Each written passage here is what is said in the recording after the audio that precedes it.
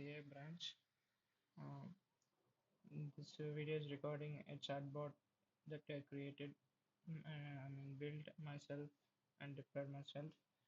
It looks and feels like a legit one. Let me show you. So this is the main chat.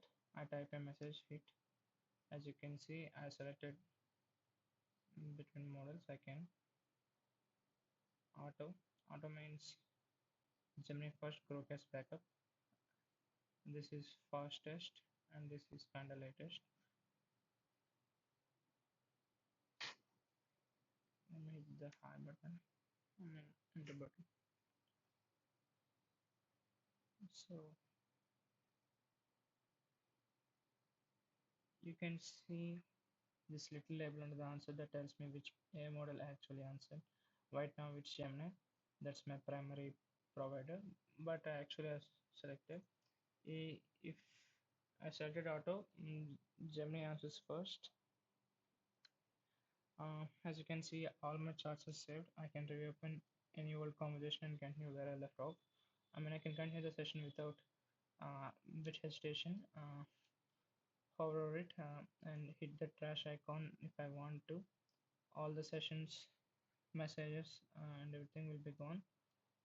And here's my favorite part, as I mentioned before, the model picker. You can see here.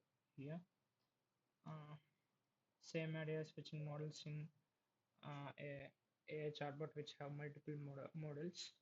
Uh, Auto means, as I said before, Gemini is first and Groq is the backup, but I can pin it to Groq if I want specifically. Uh, and now the same app answers through Groq running Llama, same chat, different brain. The choice is even remembered after a page refreshed. Let me show you. Yeah, all, all I have, all remembered. So let me go to the tech stack. Where is my repo? Yeah.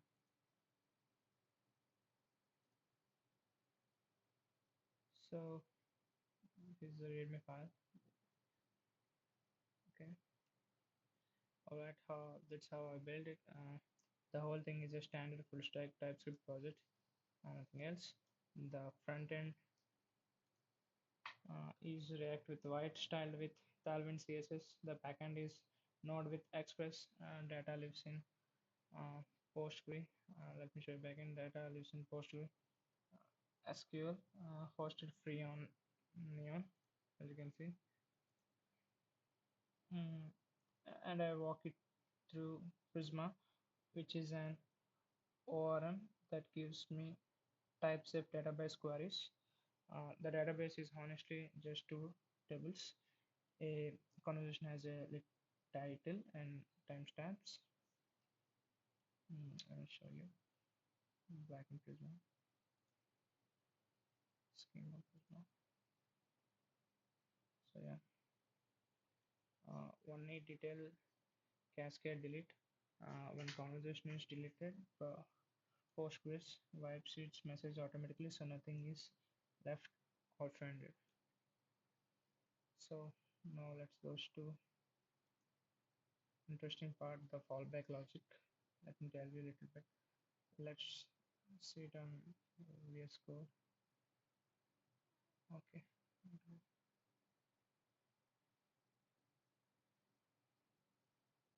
Index. Yeah. So here you can see the function. Okay, filter. Should fallback function. This is the main logic. Now the part that makes this more than basic wrapper, the provider fallback. Every reply goes through this one function, generate reply.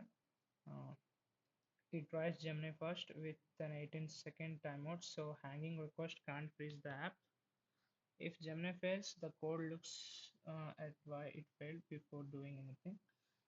Uh, so if it's timeout, a network error, a 429 rate limit, or server error, those are temporary problems. So it retries the exact same conversation work. But if Gemini returns a 400, that means my own request was malformed. I mean, Groq would reject it too. So falling back would be pointless. And if both providers fail, the user gets a friendly error message instead of crash.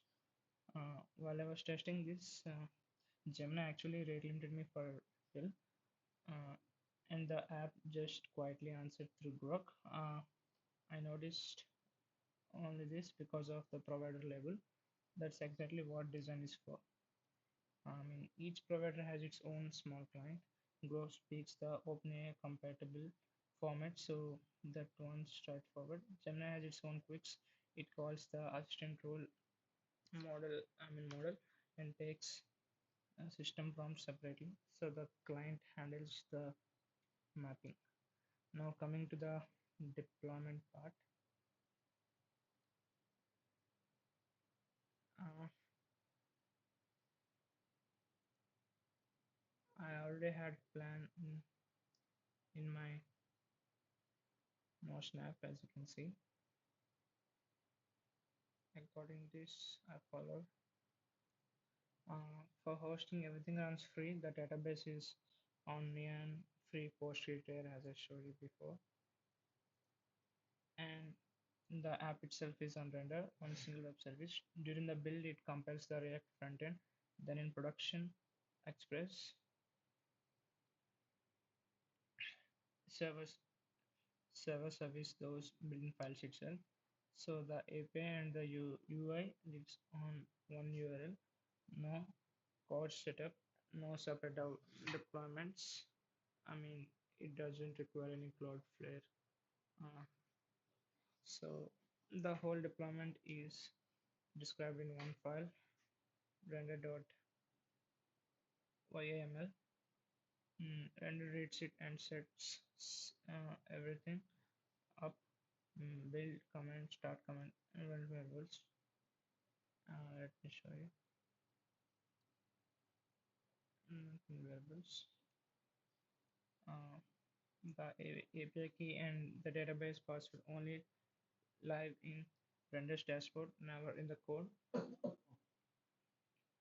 One honest caveat about the free tier, the server sleeps after 15 minutes of inactivity, so the first visit after a while takes about a minute to wake up. So for a portfolio project, it's totally fine. So that's Bleach, I named after for my AI chatbot, which was my assessment for the task for recruitment in KHub junior developer intern. So React and Express in TypeScript, Postgre with Prisma, uh, Gemini with a Groq fallback, deployed free on render. The full source code is on my GitHub repo.